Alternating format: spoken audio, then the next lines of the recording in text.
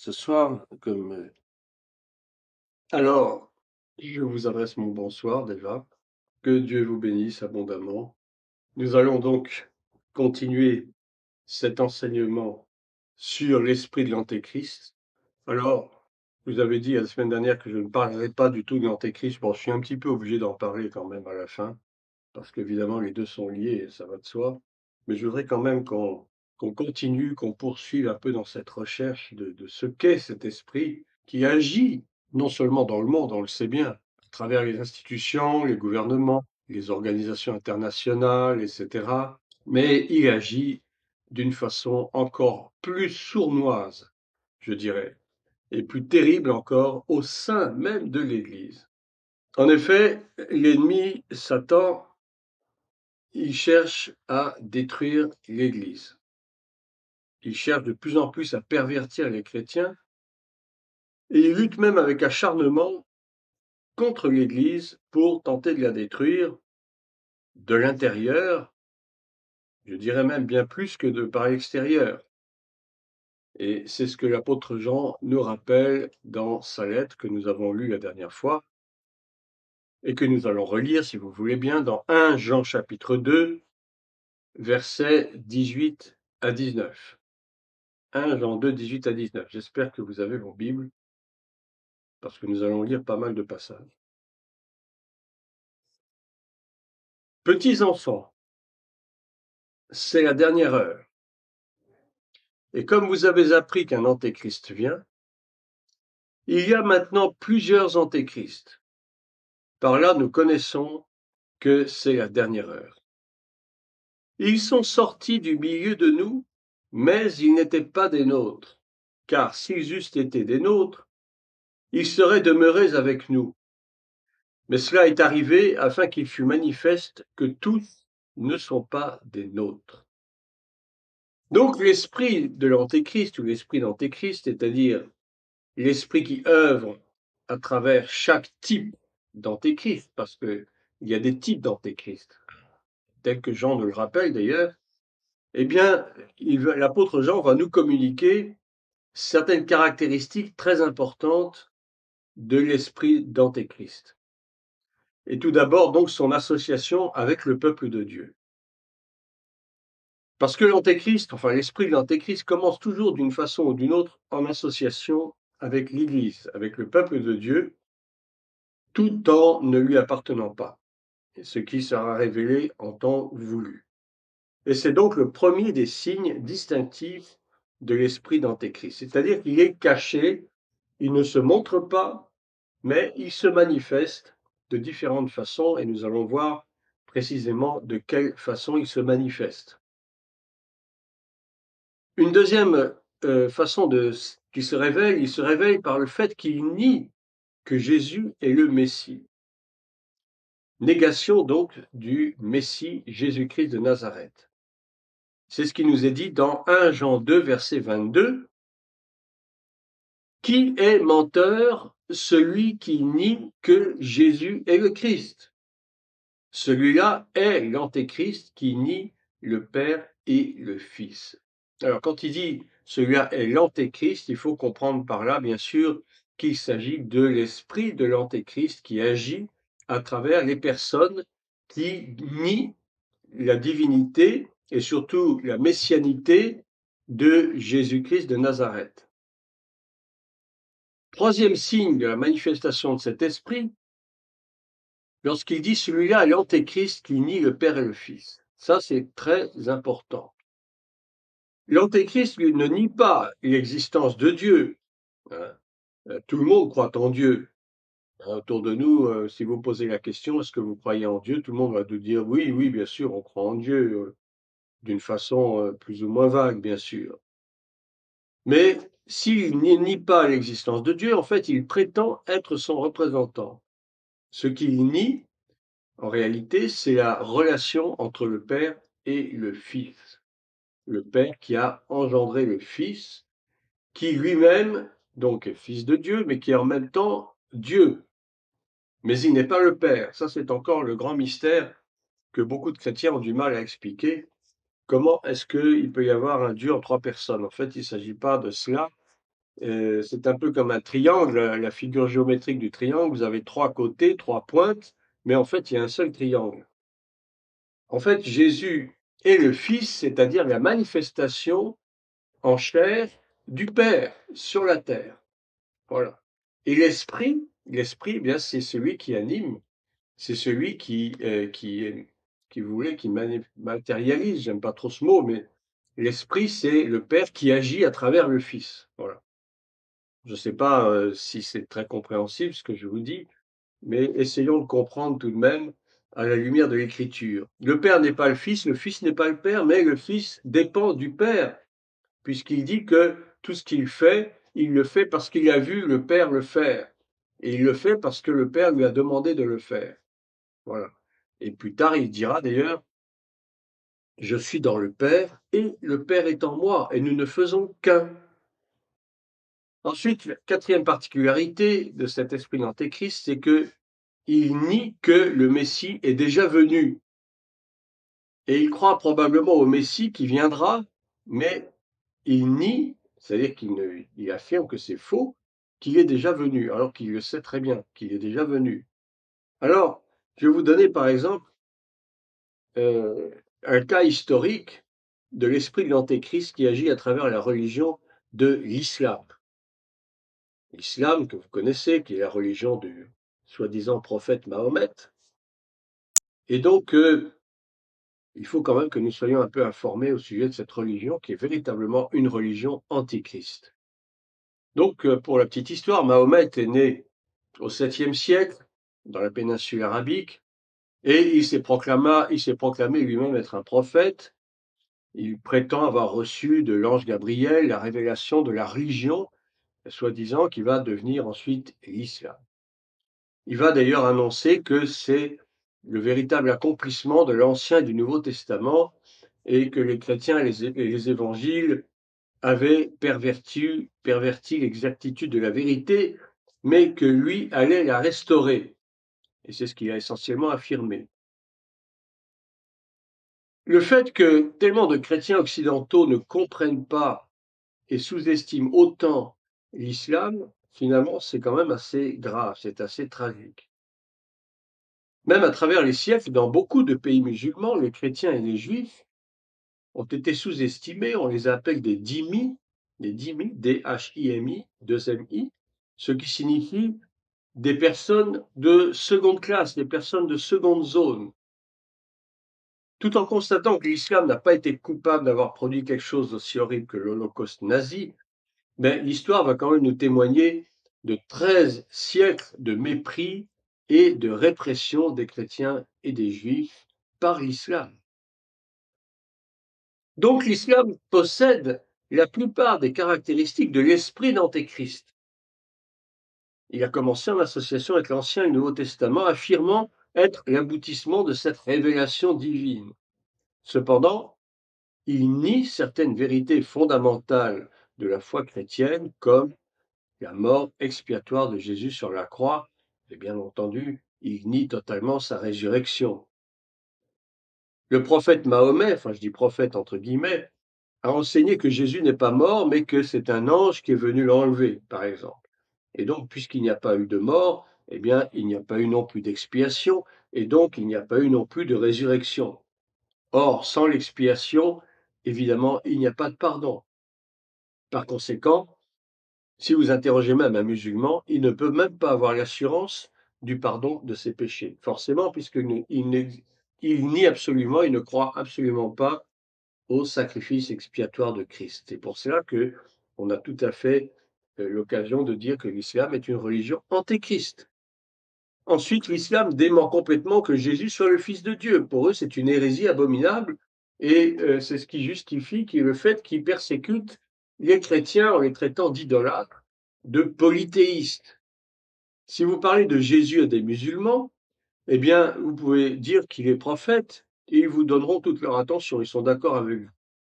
En fait, le Coran lui-même, effectivement, reconnaît Jésus en tant que prophète et même comme sauveur et messie. Mais si vous allez dire maintenant qu'il est le Fils de Dieu, alors vous allez soulever des montagnes d'indignation et d'opposition. parce que Dieu n'a pas besoin d'un fils. C'est d'ailleurs autour de la célèbre mosquée de Jérusalem, qu'on appelle le Dôme du Rocher, qui a été construite sur le lieu qu'occupait autrefois le temple de Salomon, eh bien, il y a des inscriptions en arabe qui disent ceci: Dieu n'a pas besoin d'un fils. Dieu n'a pas besoin d'un fils. Donc on voit très bien qu'il nie totalement l'existence du Christ Jésus comme Messie et comme Fils de Dieu. Donc nous comprenons que l'esprit d'Antéchrist agit dans l'Église aussi maintenant en utilisant soit des faux serviteurs de Dieu qui vont enseigner des théories hérétiques, qu'on dit antiscripturaires, qui vont à l'encontre de l'Écriture, mais il y a également des chrétiens qu'on appelle rétrogrades, c'est-à-dire qui sont en réalité, qui ne sont pas nés de nouveau, qui n'ont pas été régénérés par le sang de l'agneau et qui vivent dans le désordre. Ils vivent dans la dissolution, ils amènent la division dans le corps de Christ, ils contestent l'autorité et ils sèment la haine et la discorde. Et comme appui, nous avons ce passage de Colossiens chapitre 2, verset 8, où l'apôtre Paul met en garde les chrétiens. Et il leur dit ceci: prenez garde que personne ne fasse de vous sa proie par la philosophie et par une vaine tromperie, s'appuyant sur la tradition des hommes, sur les rudiments du monde et non sur Christ. Vous avez quantité d'assemblées, quantité d'églises où on entend des prédications qui touchent plus à la philosophie et à la psychologie que basées réellement sur les Écritures, sur l'Écriture sainte, c'est-à-dire sur Christ, puisque la parole c'est Christ, bien entendu. Et malheureusement, eh bien, j'allais dire, ces pseudo-prédications, ces pseudo-enseignements sèment le trouble et le désordre à l'intérieur du corps de Christ. Et hélas, beaucoup de chrétiens se laissent prendre à ce piège qui n'est en fait rien d'autre que la religion de l'humanisme, la religion de l'homme pour l'homme qui n'a pas besoin de Dieu. Alors, malheureusement, on se rend compte que le péché est en train de pénétrer dans l'Église.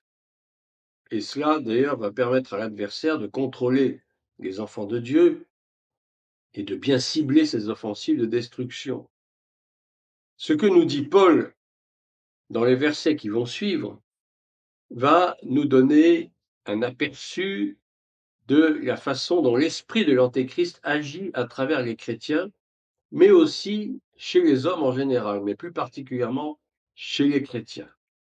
Et je vous lis la deuxième épître de Timothée au chapitre 3, du verset 1 au verset 5. 2 Timothée 3, versets 1 à 5. Voici ce que dit l'apôtre Paul. Il s'adresse donc à son fils spirituel Timothée. Sache que dans les derniers jours, il y aura des temps difficiles, car les hommes seront égoïstes, amis de l'argent, fanfarons, hautains, blasphémateurs, rebelles à leurs parents, ingrats, irréligieux, insensibles, déloyaux, calomniateurs, intempérants, cruels, ennemis des gens de bien, traîtres, emportés, enflés d'orgueil, aimant le plaisir plus que Dieu, ayant l'apparence de la piété, mais reniant ce qui en fait la force. Éloigne-toi de ces hommes-là. Alors, si vous le voulez, je vais reprendre un petit peu ce que Paul énumère comme défaut, j'allais dire, ou comme péché, très caractéristique. Il parle donc des égoïstes. Premier, égoïstes. Les égoïstes, ce sont donc ceux qui ne pensent qu'à eux, qui méprisent les autres, qui n'ont aucune compassion pour les malheurs d'autrui. Deuxième, amis de l'argent. Donc la cupidité, l'avarice, des personnes qui n'aiment pas donner, qui prêtent avec intérêt même, et ça se voit même chez les chrétiens, hein, on se fait des prêts d'argent, mais avec intérêt, alors que c'est absolument interdit par la Bible. Le troisième, fanfarons. Les fanfarons, ce sont ceux qui aiment se pavaner, se vanter de ce qu'ils sont. Quatrième, les hautains. Hautains, ce sont ceux qui prennent les autres de haut, des prétentieux, des méprisants. Cinquième, les blasphémateurs. Ce sont ceux qui parlent en mal de Dieu, qui insultent et qui méprisent les choses saintes. Sixième, rebelles à leurs parents, qui sont désobéissants, qui insultent, qui haïssent et qui même peuvent tuer leurs parents ou qui les négligent dans leurs besoins. On a déjà un premier groupe de 6 défauts. Je continue. On passe à ingrats. Ingrats, ce sont ceux qui n'ont pas de reconnaissance, qui ne sont pas reconnaissants, qui oublient le bien qui leur a été fait. Les irreligieux. Les irreligieux, ce sont ceux qui méprisent les choses saintes et qui vivent dans l'impiété. Insensibles. Les insensibles n'éprouvent et n'expriment aucun sentiment, et particulièrement, ils ne sont pas du tout touchés par le malheur des autres. Ensuite, les déloyaux. Les déloyaux, ce sont ceux qui ne sont pas dignes de confiance, qui sont infidèles dans leurs engagements, infidèles à l'Église, etc. Les calomniateurs, qui aiment dire des choses fausses et blessantes sur les autres. Les intempérants, qui ne savent pas se maîtriser, qui se livrent facilement à leurs mauvais penchants, qui vivent et agissent, qui parlent même dans l'excès sans aucune modération. Voici un second groupe de 6 défauts. Je continue.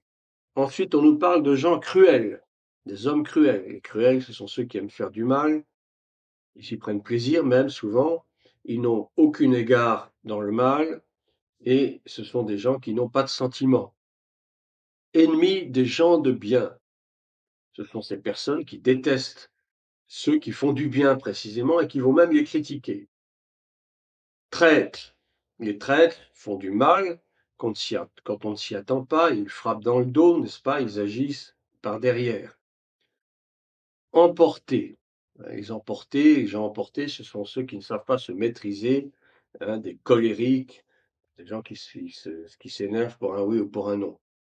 Enflés d'orgueil, ils sont tellement sûrs d'eux, ces gens-là, qu'ils ont une nette tendance à écraser les autres.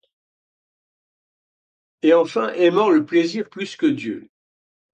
Ce sont toutes ces personnes qui préfèrent et qui affectionnent de vivre des choses de la chair, des choses terrestres, plutôt que des choses spirituelles. Ce sont ceux que les philosophes appellent les épicuriens, qui aiment le plaisir, les plaisirs de la chair, les plaisirs de la, etc., les déviationnistes, hein, ceux qui préfèrent satisfaire leur chair, satisfaire les besoins de leur corps, et qui n'ont pas d'égard ni d'intérêt pour les choses spirituelles.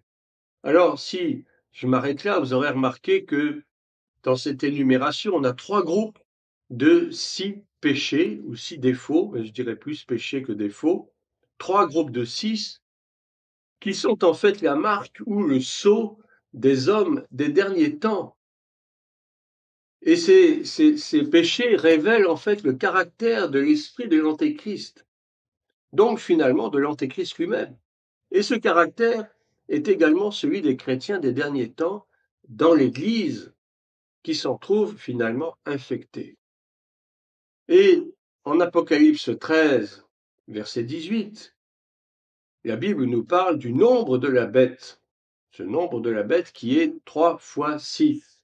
Le 6, 6, 6. Donc vous voyez, on a un premier 6 avec 6 défauts que nous avons donc expliqués: égoïste, habile d'argent, fanfaron, hautain, etc. Un deuxième groupe de 6, ingrat, irreligieux, insensible, etc. Et un troisième groupe de 6, cruel, ennemi des gens de bien, etc. Donc on a 3 fois 6. Bon, c'est un peu une image, mais je pense que sérieusement, ça reflète très bien le caractère de l'esprit de l'Antéchrist. C'est-à-dire que ces personnes qui sont, j'allais dire, séduits, qui sont entraînés par cet esprit, manifestent tous ces caractères, tous ces défauts, tous ces péchés. Alors maintenant, puisqu'il le faut quand même, nous allons examiner un peu ce que sera la manifestation finale de l'esprit de l'Antéchrist, c'est-à-dire finalement l'Antéchrist lui-même. Et l'apôtre Paul va nous traiter du sujet de l'apparence et de la révélation et de la manifestation de l'Antéchrist. Il exhorte d'ailleurs également pour la préparation, à nous préparer pour le retour du Seigneur.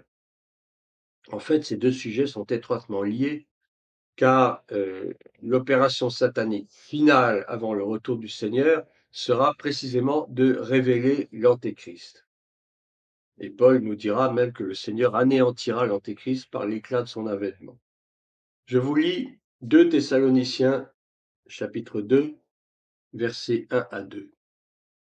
2 Thessaloniciens 2, versets 1 à 2.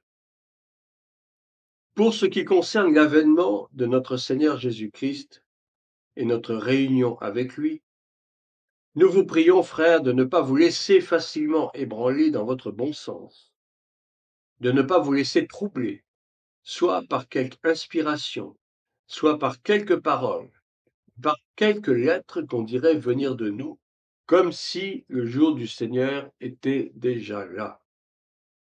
Je vous rappelle que, à l'époque de Paul, les chrétiens croyaient déjà que le Seigneur allait revenir d'une façon rapide, dans peut-être les années ou les décennies qui allaient suivre. Et donc, Paul, dans ses lettres, a écrit maintes recommandations aux chrétiens pour qu'ils se tiennent prêts pour le grand jour, parce qu'ils étaient persuadés que ce grand jour allait arriver de leur temps. Ah, évidemment, ils se sont trompés, parce que nul ne sait ni le jour ni l'heure, bien sûr. Mais l'avantage de ce qu'il écrivait, de ce qu'il adressait aux chrétiens, c'est qu'il les persuadait de se préparer, de se tenir prêts pour le grand jour. Et je pense que cette exhortation est de plus en plus valable dans les temps que nous vivons, parce qu'effectivement, nous vivons les derniers temps. Les derniers temps n'étaient pas vraiment ceux de l'époque de Paul et des autres, bien que, il me semble vous avoir dit la semaine dernière que les derniers temps ont commencé déjà dès la mort et la résurrection du Seigneur, à partir du moment où même à la naissance de l'Église. Nous sommes dans le temps de la grâce et le temps de la grâce est en train de se terminer. Le temps de la grâce est en train de s'achever. Nous entrons dans les temps de la fin et je pense qu'il est plus que nécessaire et urgent, je dirais même, de nous préparer pour l'avènement du Seigneur, pour l'enlèvement de l'Église.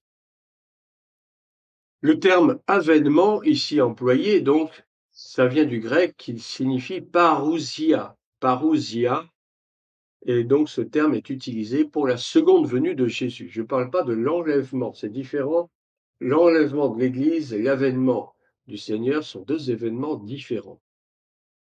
Et Paul écrit donc, ne vous laissez pas promptement troubler ou bouleverser dans vos pensées, ni par esprit, ni par parole, ni par lettre, comme ça cité par nous. Ça, c'est une autre traduction du passage ci-dessus.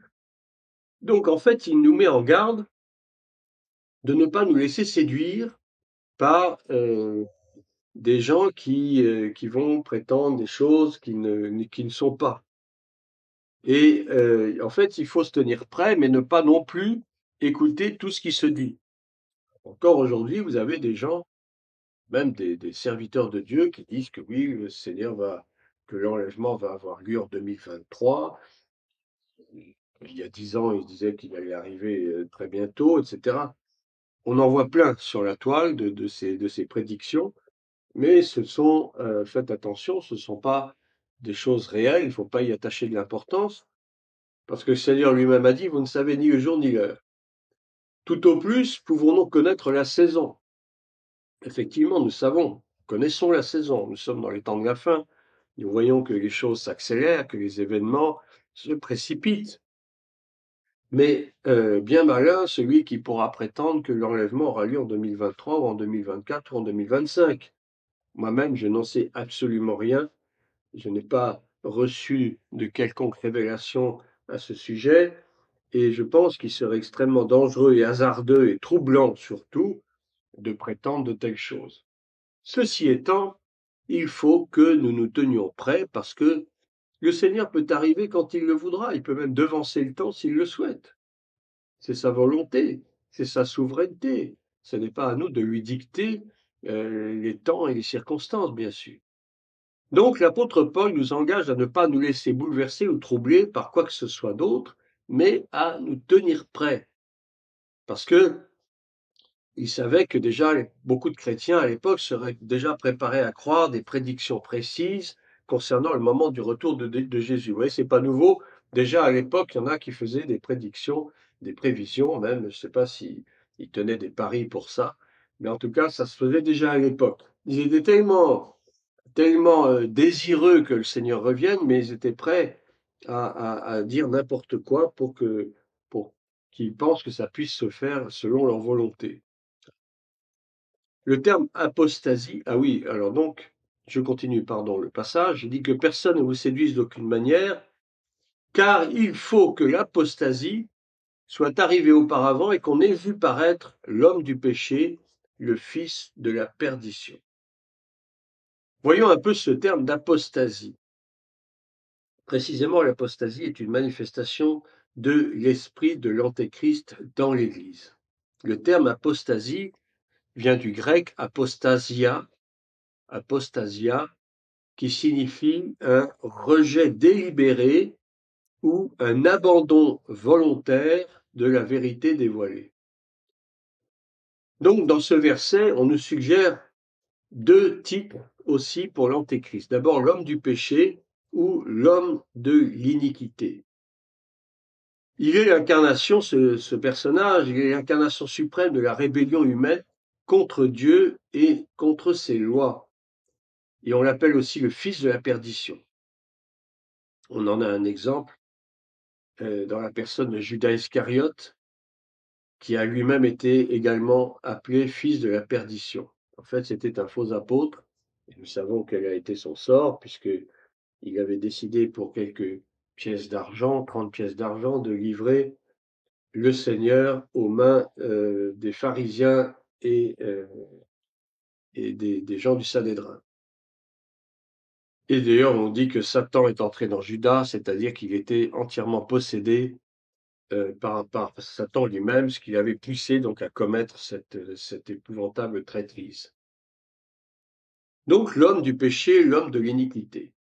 Il faut comprendre que le péché ou l'iniquité qui est en fait, qu'est-ce que c'est que l'iniquité? C'est la généralisation, je dirais, du péché sous toutes ses formes. L'homme a l'iniquité dans son cœur, c'est-à-dire qu'il a la volonté de faire le mal. En fait, il a une volonté de faire le mal en lui.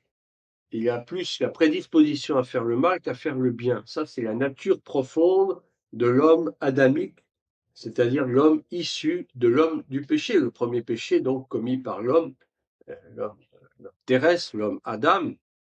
Et donc, l'iniquité, c'est ce qui est présent dans le cœur de l'homme de façon permanente. Tandis que le péché, eh bien, c'est l'action qui résulte donc de l'iniquité, c'est l'action que l'on commet en péchant, soit en parole, soit en acte, soit en pensée. Et donc l'iniquité qui est présente dans le cœur de l'homme manifeste en fait l'esprit de l'Antéchrist qui est en lui. À un moment, lorsque nous n'étions pas chrétiens, lorsque nous n'avions pas confessé Jésus-Christ comme Seigneur et comme Sauveur, on peut dire que l'esprit de l'Antéchrist nous animait finalement.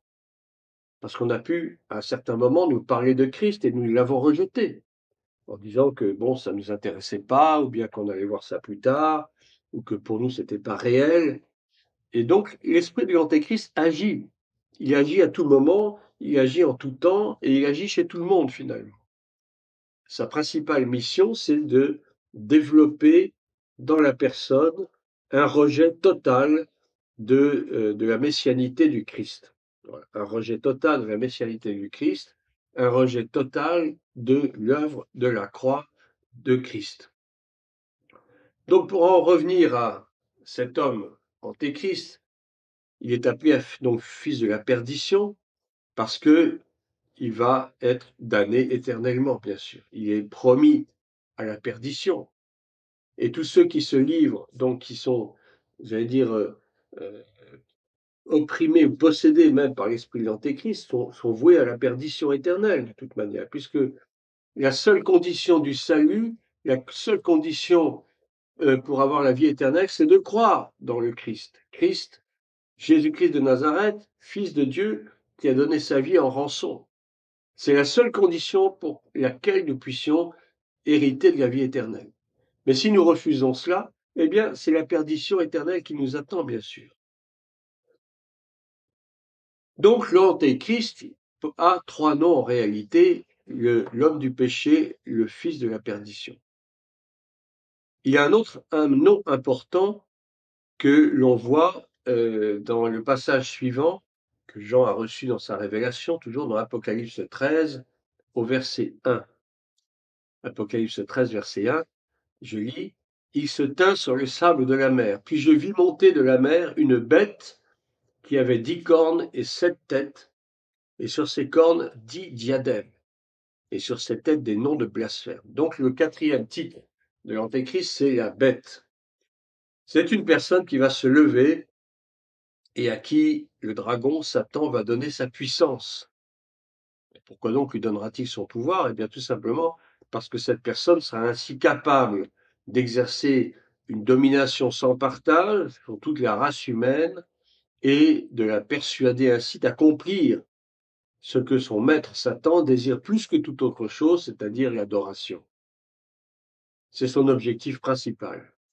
Et il travaille patiemment à cela depuis de nombreux siècles, et à l'heure actuelle, il est très près d'atteindre son but. Et nous le voyons très bien à travers toutes ces religions antéchristes que nous connaissons, que nous pouvons décrire, dont l'islam, dont je vous ai parlé un peu plus longuement tout à l'heure, mais il y en a d'autres.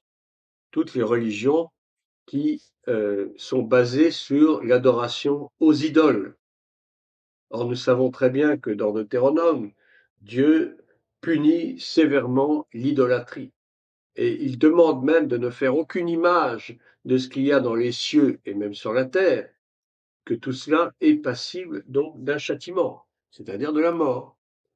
L'idolâtrie est sévèrement condamnée par le Seigneur. Et donc, l'esprit de l'Antéchrist nous pousse à adorer autre chose que Dieu lui-même. Il nous pousse même parfois à adorer notre travail, ou à adorer je ne sais quoi, quelle activité à laquelle nous nous livrons très volontiers et qui risque même d'empiéter et même d'anéantir notre vie spirituelle. Il y a des gens qui sont tellement pris par leurs activités quotidiennes, ils vouent presque une adoration à leur travail, ils vouent une adoration à leurs loisirs, ils vouent une adoration même à leur argent, bien entendu. Et tout cela, c'est l'œuvre de l'esprit de l'Antéchrist. L'esprit de l'Antéchrist nous pousse à adorer ce qui n'est pas Dieu. Et lui-même, l'Antéchrist se fera adorer comme étant Dieu.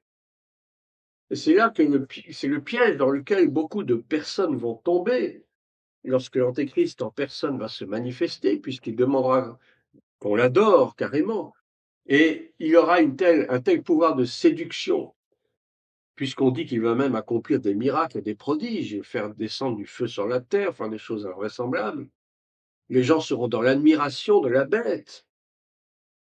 Qui est cette bête incroyable? Quelle est cette personne incroyable qui fait autant de miracles? Et ils vont être forcément poussés à l'adorer. Et malheureusement, s'il y a encore des chrétiens sur la terre à ce moment-là, ils vont se laisser séduire.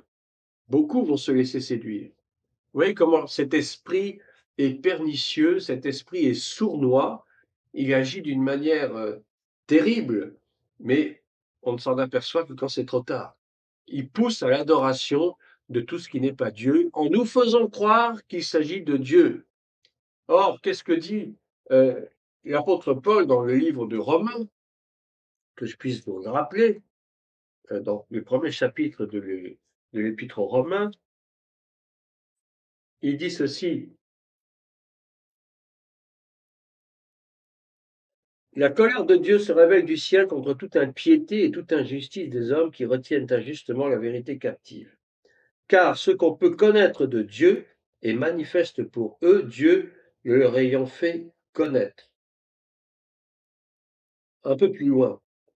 En effet, les perfections invisibles de Dieu, sa puissance éternelle et sa divinité se voient comme à l'œil depuis la création du monde, quand on les considère dans ses ouvrages. Ils sont donc inexcusables, puisque, ayant connu Dieu, ils ne l'ont point glorifié comme Dieu et ne lui ont point rendu grâce, mais ils se sont égarés dans leurs pensées, et leur cœur sans intelligence a été plongé dans les ténèbres. Se vantant d'être sages, ils sont devenus fous et ils ont changé la gloire du Dieu incorruptible en image représentant l'homme corruptible, des oiseaux, des quadrupèdes et des reptiles. Un peu plus loin, au verset 25, ils ont changé la vérité de Dieu en mensonge et qui ont adoré et servi la créature au lieu du Créateur qui est béni éternel. Vous voyez comment les hommes sont poussés à adorer la créature au lieu du Créateur. L'esprit de l'Antéchrist pousse les gens à adorer la créature au lieu du Créateur. Regardez comme aujourd'hui, on nous parle, on nous rabat les oreilles avec la planète, il faut sauver la planète, hein, le réchauffement climatique. Bon, je ne dis pas que ça n'existe pas, mais c'est poussé à l'extrême. Même le pape actuel parle de il faut sauver la planète, c'est-à-dire que la planète est devenue le dieu de ce siècle. Il pense plutôt à sauver la planète plutôt qu'à parler du salut en Jésus-Christ. C'est quand même assez, j'allais dire, c'est assez révélateur de l'esprit de l'Antéchrist, précisément, qui travaille dans le cœur de ces religieux, hein, qui poussent à adorer la créature au lieu du Créateur. C'est flagrant. Je ne sais pas si vous êtes d'accord avec ça, mais il me semble bien que l'esprit de l'Antéchrist agit de cette façon-là. On adore tout ce que Dieu a créé, mais on laisse de côté l'adoration au Créateur. Voilà un exemple de plus de l'action sournoise de l'esprit de l'Antéchrist. Je continue avec Apocalypse 13, versets 6 à 7.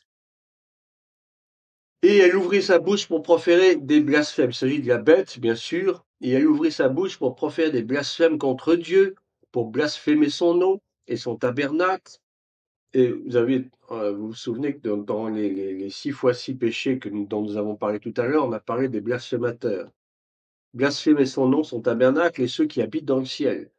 Et il lui fut donné de faire la guerre aux saints et de les vaincre. Et il lui fut donné autorité sur toute tribu, tout peuple, toute langue, toute nation. Donc ce personnage aura autorité sur le monde entier. Apocalypse 13, versets 6 à 8, donc je continue. Et tous les habitants de la terre adoreront ceux dont le nom n'a pas été écrit dès la fondation du monde dans le livre de vie de l'agneau qui a été immolé. Donc la race humaine tout entière va adorer celui qui va se faire passer pour Dieu, eh bien, bien entendu, sauf ceux que Dieu s'est choisis pour lui-même, bien sûr. Et donc, face à cette perspective qui est maintenant très proche, hein, nous le constatons bien d'après les événements mondiaux actuels, que faut-il que nous fassions? Eh bien, l'apôtre Paul va nous donner une fois de plus la réponse dans 2 Thessaloniciens 2, verset 3. 2 Thessaloniciens 2, verset 3. Que personne ne vous séduise d'aucune manière, car il faut que l'apostasie soit arrivée auparavant, on en a déjà parlé, l'apostasie, l'abandon de la foi, et qu'on ait vu paraître l'homme du péché, le fils de la perdition, l'adversaire qui s'élève au-dessus de tout ce qu'on appelle Dieu ou de ce qu'on adore, jusqu'à s'asseoir dans le temple de Dieu, se proclamant lui-même Dieu. Voilà, donc cette apostasie qui est actuellement en train de finir de s'installer, parce qu'elle a déjà commencé, déjà certainement depuis, je dirais, pratiquement une cinquantaine d'années, où on voit que les églises dites chrétiennes, les églises dites évangéliques, ont pris, pour la plupart d'entre elles, de bien mauvais chemins. On pourrait y revenir ultérieurement. Et donc l'apostasie finit de s'installer parce qu'elle a déjà commencé. On voit de plus en plus fleurir de fausses doctrines, n'est-ce pas? Hein, l'homme sauvé par lui-même, etc. Mais tout cela est bien sûr déguisé. Ça ne se montre pas à visage découvert. On essaie de parler par parabole, on essaie de faire comprendre aux hommes que finalement, bah, le sacrifice de Jésus, on n'y croit pas trop parce que finalement, personne ne l'a réellement vu. Hein. On met en doute les Écritures. Vous voyez, ça, c'est un signe de l'apostasie. On remet en cause les Écritures, on remet en cause la parole biblique. Vous avez même des pasteurs qui disent que oui, la Bible, elle a été écrite par des hommes, mais on n'a pas la preuve que vraiment ça a été inspiré par Dieu. Et puis, on ne sait pas trop le récit de la Genèse, est-ce que ça s'est réellement passé comme ça?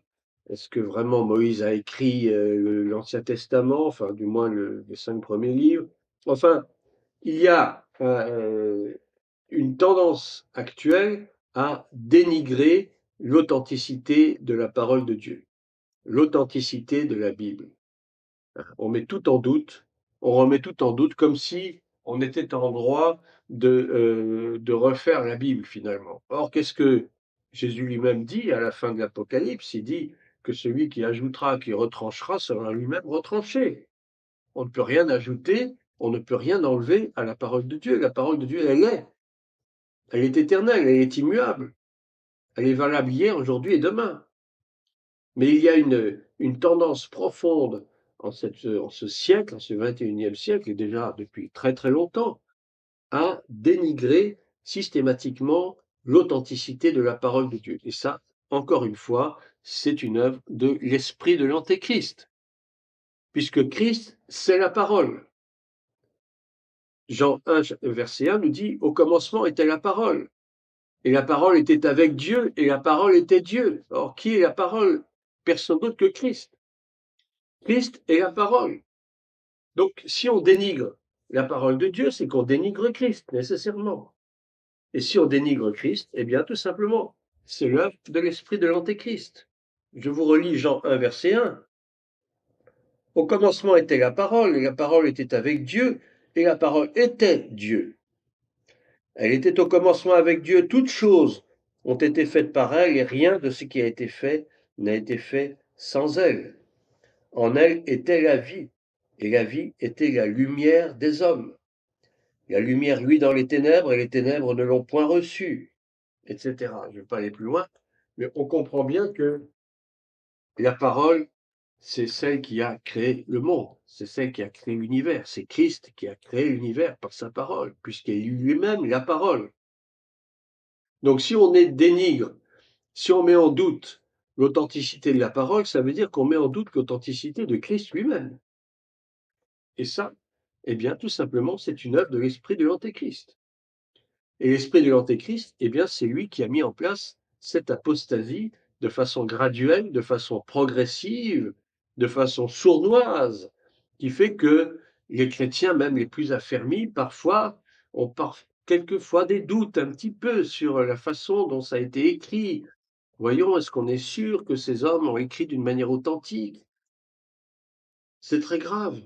C'est très grave parce que ça sème le trouble dans le corps de Christ, ça sème le trouble dans l'Église. C'est pour ça que si vraiment nous sommes des hommes et des femmes affermis dans la foi, il ne faut surtout pas dévier d'un iota de ce que dit la parole et encourager nos frères et sœurs qui peut-être ont commencé déjà à se poser des questions, à les ramener dans le bon chemin. Non, la parole de Dieu est authentique, elle est véritable, elle est immuable, elle ne change pas, elle ne s'adapte pas au temps. On n'adapte pas la Bible au temps présent ni à n'importe quelle époque. La parole de Dieu, elle ne suit pas les modes. Elle est une et indivisible. Elle ne peut pas changer parce que Christ lui-même ne change pas. Il est le même hier, aujourd'hui, éternellement. Dieu ne change pas. Dieu est assis sur son trône éternellement. Il ne change pas selon les siècles et selon les époques. Donc cette apostasie, elle continue de s'infiltrer et de s'installer dans le monde et dans l'Église, particulièrement dans l'Église.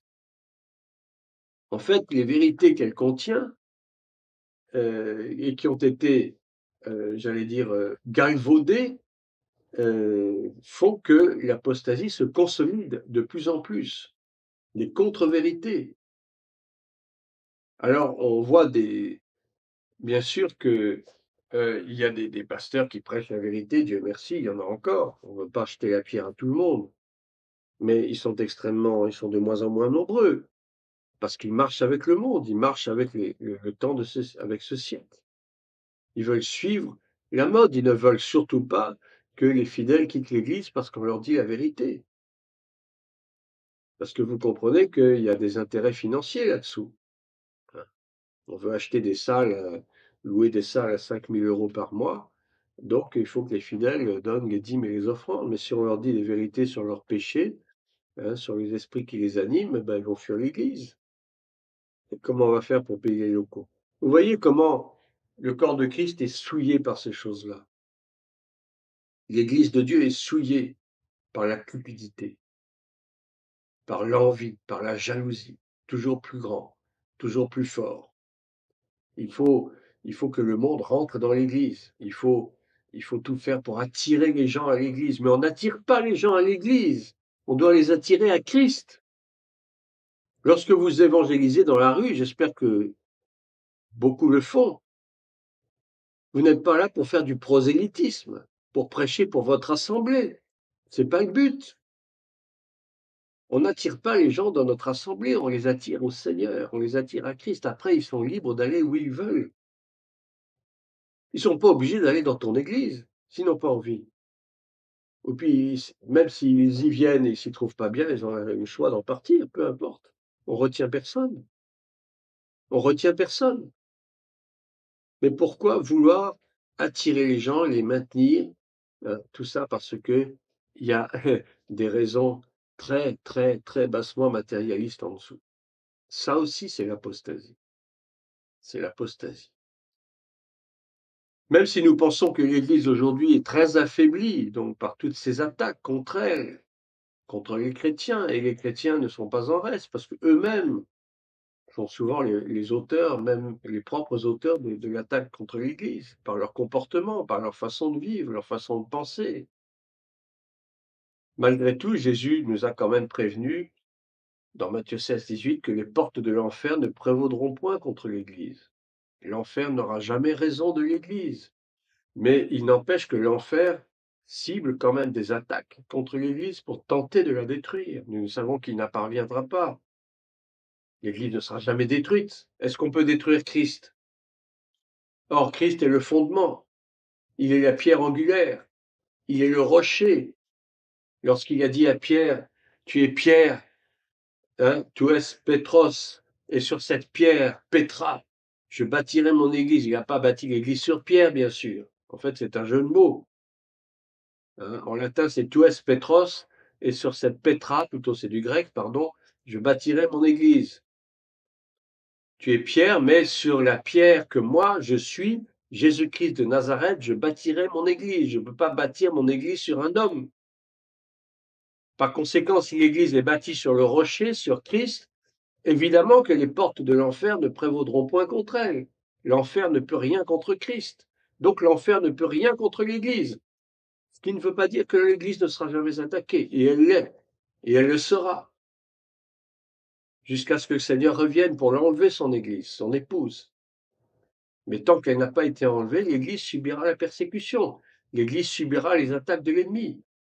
C'est pour ça qu'il y aura toujours l'apostasie. C'est pour ça que l'esprit de l'Antéchrist va continuer d'agir jusqu'à la fin pour pervertir les chrétiens, pour les pousser à faire le mal, à se comporter d'une façon perverse vis-à-vis de leurs dirigeants même, vis-à-vis de leurs frères et de leurs sœurs. L'iniquité va s'accroître de plus en plus. L'iniquité va grandir encore plus dans le monde chrétien, dans le milieu chrétien, aussi bien chez les responsables, chez les serviteurs de Dieu, que chez les chrétiens eux-mêmes. L'esprit de l'Antéchrist, je vous assure, il ne dort pas. Il est là jour et nuit, en tout temps. Il cible ses attaques. Malheureusement, beaucoup tombent, beaucoup se laissent piéger. Mais nous savons quand même que les portes de l'enfer ne prévaudront point contre l'Église. C'est ce qui nous encourage quelque part à persévérer, à continuer à combattre, pour que l'Église se ressaisisse, pour qu'il y ait vraiment ce qu'on peut appeler un réveil spirituel dans l'Église et dans le monde, bien sûr. Mais il faut que l'Église fasse son boulot, qu'elle fasse son travail, qu'elle évangélise, mais de la bonne manière. Il faut que les dons spirituels reviennent. Prier pour les dons spirituels. Il faut qu'il y ait des guérisons, il faut qu'il y ait des choses qui poussent les gens à croire, à comprendre qu'il y a effectivement un Dieu vivant qui agit encore aujourd'hui et qui agira encore demain. Les portes de l'enfer ne prévaudront point contre l'Église. Et l'Église est le rempart contre l'erreur. Par conséquent, eh bien, Satan va donc s'infiltrer avant de pouvoir progresser de plus en plus de mettre de l'aveuglement dans les yeux des chrétiens. C'est tout un travail de sape, de destruction, que l'esprit de l'Antéchrist est en train d'accomplir. Ne nous y trompons pas. Donc, il nous faut demeurer prêts. Il faut nous tenir en garde contre les séductions qui déferlent sur le monde et sur l'Église. Cette Église qui, selon la parole, doit demeurer et surtout paraître sans tache, ni ride, ni rien de semblable, au jour où l'époux fera retentir sa voix. Le cri de minuit. Voici l'époux. Comme l'époux tardait, les femmes se sont endormies. Si je vous relis ce fameux passage de Matthieu 25, qui est très intéressant et qui se rapporte effectivement à ce que nous vivons. Alors le royaume des cieux sera semblable à 10 vierges qui, ayant pris leur lampe, allèrent à la rencontre de l'époux. 5 d'entre elles étaient folles et 5 sages. Les folles, en prenant leur lampe, ne prirent point d'huile avec elles, mais les sages prirent avec leur lampe de l'huile dans des vases. Comme l'époux tardait, c'est intéressant, l'époux tardait, c'est-à-dire que l'époux, qui est Christ, bien sûr, devait arriver à une certaine heure. Il était prévu qu'il puisse arriver à une certaine heure, à un certain moment. Mais on nous dit qu'il tardait. Il tardait. Et pourquoi est-ce qu'il tardait? Eh bien, précisément, il tardait parce que l'Église n'était pas prête. Et si aujourd'hui on peut dire que l'époux tarde, c'est que probablement l'Église n'est pas prête. Mais il va tarder selon son calendrier, selon son timing. Tout ce qu'il attend de nous, c'est que nous soyons prêts. C'est pour ça que nous ne pouvons pas savoir ni le jour ni l'heure, parce qu'il n'y a que lui seul qui connaît la véritable heure et le véritable jour où il va paraître. Comme l'époux tardait, tous s'assoupir et s'endormir. C'est exactement l'état de beaucoup de chrétiens aujourd'hui qui sont assoupis et qui sont endormis. Hein, on leur a injecté un anesthésiant spirituel qui fait qu'ils dorment et même ils ronflent beaucoup pour la plupart.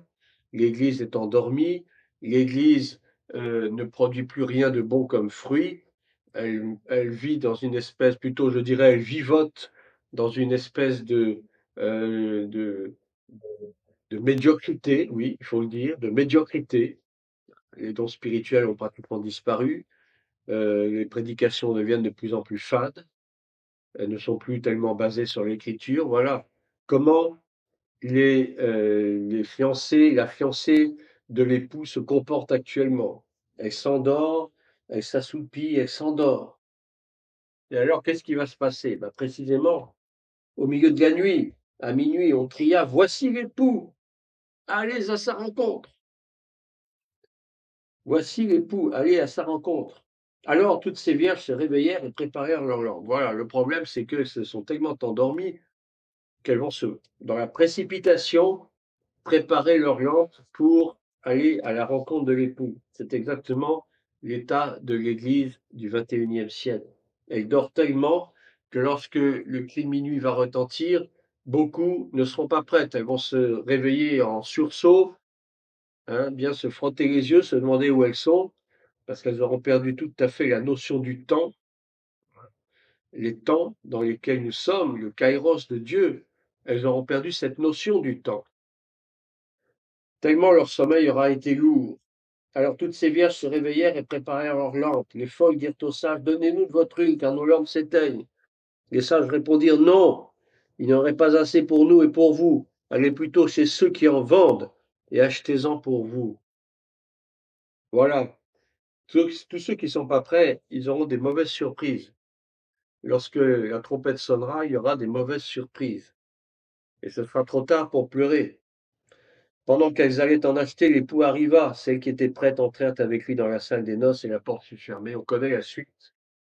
Lorsque l'époux va arriver, ceux qui ne seront pas prêts, malheureusement, vont rester sur la terre.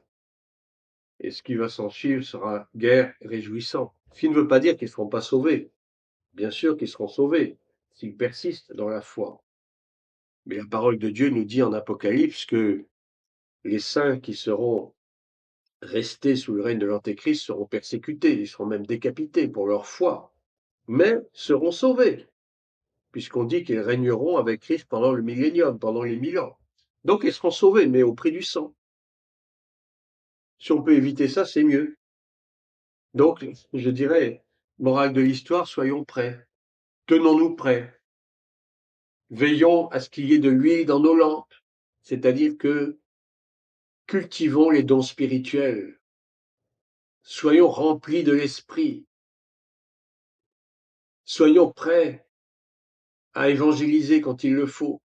Soyons hardis dans le service. Soyons zélés pour le service. Soyons remplis de la présence et de la puissance de Dieu. C'est ça l'huile. N'attendons pas le dernier moment pour nous recharger de l'esprit, mais prions constamment dans l'esprit, prions en langue, rechargeons nos batteries spirituelles pour être toujours prêts quand il le faut. Il y a des moments où on est fatigué, c'est vrai, je le reconnais, tout le monde. Il y a des moments où on a envie de baisser les bras, on a envie de laisser tomber. C'est humain, nous avons encore notre part de chair humaine, malheureusement, c'est comme ça. Et la chair est faible, on dit. L'esprit l'esprit est ardent, mais la chair est faible. Je crois que dans les temps que nous vivons, qui sont les derniers, vous le savez, on l'a déjà dit un millier de fois, restons en éveil, évitons l'assoupissement, parce que l'assoupissement mène à l'endormissement qui mène lui-même à la mort. Réveille-toi, ô toi qui dors, réveille-toi, relève-toi d'entre les morts, et Christ, ta lumière t'éclairera. Voilà ce que nous dit Ésaïe. Donc tenons-nous prêts, tenons-nous en garde contre les séductions qui déferlent sur ce monde et sur l'Église. Donc cette Église qui doit paraître glorieuse, sans tache, ni ride, ni rien de semblable. Et je vais terminer avec ce passage de 1 Jean, chapitre 5, versets 20-21, qui nous dit ceci. Nous savons aussi que le Fils de Dieu est venu et qui nous a donné l'intelligence pour connaître le véritable. Et nous sommes dans le véritable, en son Fils, Jésus-Christ. C'est lui qui est le Dieu véritable et la vie éternelle. Petits enfants, gardez-vous des idoles. Petits enfants, gardez-vous des idoles. Nous constatons que dans notre monde actuel, l'idolâtrie règne en maître. Et pas seulement dans le monde, bien sûr, on l'a déjà dit, dans les diverses religions antichrist, mais l'idolâtrie règne aussi dans l'Église de Dieu.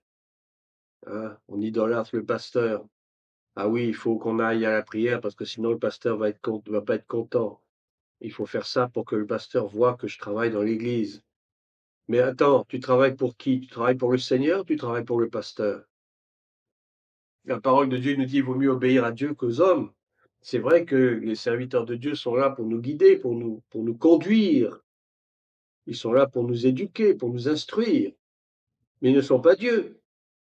Ce sont des hommes de Dieu, certes, mais ils sont d'abord des hommes avant d'être, des hommes de Dieu. L'idolâtrie règne dans l'Église. Alors faisons attention. Nous sommes dans le véritable. Le véritable, c'est Jésus-Christ de Nazareth. Le véritable, c'est le Messie, le Sauveur, celui qui a donné sa vie en rançon pour la multitude. C'est lui qui est le Dieu véritable et la vie éternelle. Et nous sommes en lui et il est en nous. Amen. Que Dieu vous bénisse.